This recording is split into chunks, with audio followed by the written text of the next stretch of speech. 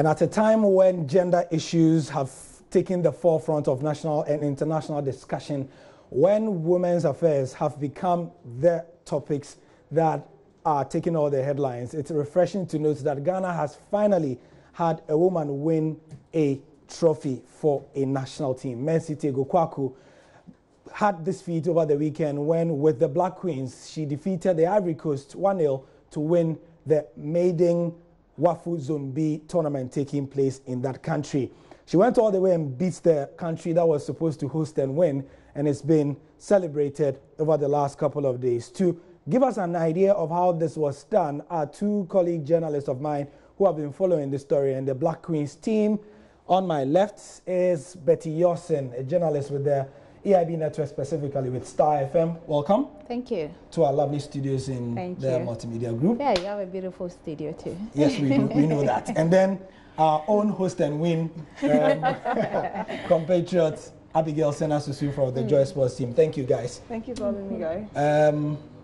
Betty, so you followed the team to Ivory Coast? Unfortunately, you could not. I could not. You could not, but you followed the team's progress. Yeah, I was monitoring from afar. Tell us a bit about how they got here. Before I even talk about the team, Mercy Tego is one woman who has always been making history. She was the first to be part of the 1999 Black Queens that qualified for the World Cup. First woman referee to officiate at the 2007 Women's World Cup in China. She is always... She was the first from Ghana? Yeah, from Ghana to do that. And we understand that she was the first Ghana Premier League female referee as well. And she coached a male side too.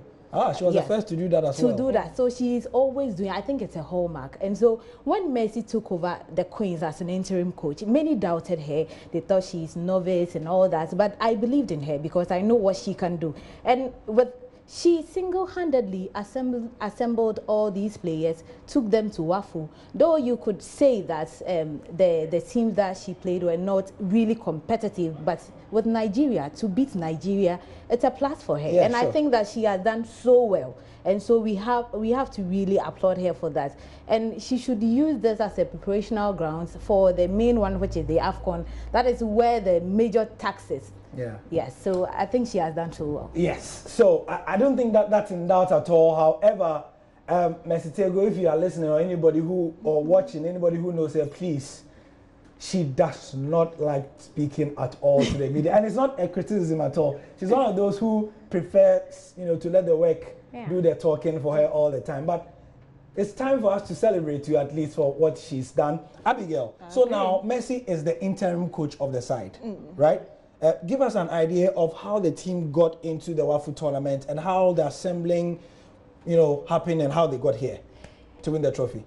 Gary, this is a female national team that from the beginning of the year was in the hands of Masudi Dijamani, and we thought that this is a coach that knows everything when it comes to women football. He's been with under 17, he's won bronze with them, so dealing with our women, he's done so well. For us to be hit at a point that he has to leave and be a victim, or Ghana was a victim of the brain drain syndrome because he got an appointment outside in Europe and he couldn't say no. And he just had to leave. Yeah. Maybe he also wants to do something maybe in the future, to stick with the women. That's fine, that's all well and good. But at a point Mercy took over, a lot of names came up that were for Mercy. She's just been a referee. She's just been a medal as an assistant coach. She's done nothing with the women, so why her? But I, for one, I thought that we women, we have our own way of thinking. Like, if you find someone that you can belong to at a point in time, someone who understands you, then it's easy to work with. And at that point, at that stage, she's not going to teach them anything new. Yeah. She just needs to manage them well so they can bring out the best out of her. And she's a mother, and so it comes easy for her. We had to just support her. Prampong was not the best of places we would have wanted our queens to be, but it looks like they are used to their place and they just had to go through. For me, I thought that the time with which they went to Ivory Coast was just too late. They got there, I think, on Monday, and the tournament began on Wednesday. So when Ivory Coast beat them, I thought that maybe they just didn't warm up into the tournament early. They revived quickly, and then they got to the final. So I mean, I thought that they realized they had to do something for themselves. And I don't want to join that debate when people say that the other countries didn't bring their best. In any case, you decided to assemble the ones you brought. And we also decided to assemble this. So this is the team, not to cut you, but when they were arriving at the airport, Well, everybody, as is custom these days, everybody with their iPhone or iPad or Samsung or something. Yeah. And that's the trophy you can see there. So you were saying, Abigail, essentially, you are only as good as the person you beat. The team in front of you. So she has beaten them. So she has done it. And even with our team also, we can also say that we also didn't bring some of the best. Sure. I know Priscilla Dubia was called into this team, but she had to go through surgery, so she couldn't go. Yeah. We would have also gotten an avalanche of goals. Sure. And Florence Datson is not here. Linda Shen is not here. Samira is not part of this team. So which we can say we also didn't take our best. Betty, let me come back to you. You made a point at the end of your first submission where you said that we should just support, even though she's an interim coach. Yeah. We know that the Ghana Football Association, we are not too clear on what it was, but they named somebody else as, you know, the substantive coach, which is why she's still interim. What, as somebody who has followed the team, should happen to the team? She's won a trophy now. Yeah. She has a claim, or by popular opinion, should she be giving the team, or they should go with their initial plan of giving it to somebody else? I think for now, if I have to be fair in my opinion, despite me being a woman, they have to rather support her to upgrade herself. Okay. Because this, it was a short term. And as Sena Sasu said earlier on, when did Benin or Togo and the rest started women football? When we talk about women football, that should be Ghana, Nigeria, and all that. And so if we've been able to go there, she has proved a point in beating all her opponent to win the trophy. But she has the major task ahead of her. And which is the AFCON. Yeah, which is the AFCON, where you are going to meet the major team, the best of the best.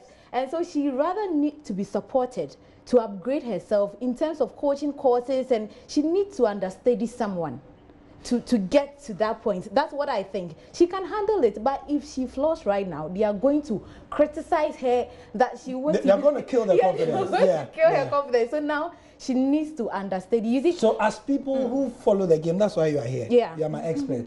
Who should lead the team to the AFCON? For now? Yes. Gary, I think that Messi should do it. Already she's told her that she's taking some advice from Coach Otia Kenten. If you have someone like that at the FA who is going to help you, I think that she only needs that support, that thing that they will tell her that, okay, just do it, we are going to help you through and through. But I think that it's time we allowed her. It's too early to be praising, and I agree. Sure. But let's guide her. She should jump in the water, take the risk. Yes, and give her all the arsenal she will need. Already she's lining up some friendly games. Let's not tell her there's no money. Allow her to work with what she has. And AFCON, let's see, we can host and win. Right. Betty, quickly, 15 seconds. How important is it for women in football that Messi won this trophy? How important? Yeah. It's very important. You see, women football in Ghana has been on the quiet. We don't really get the support.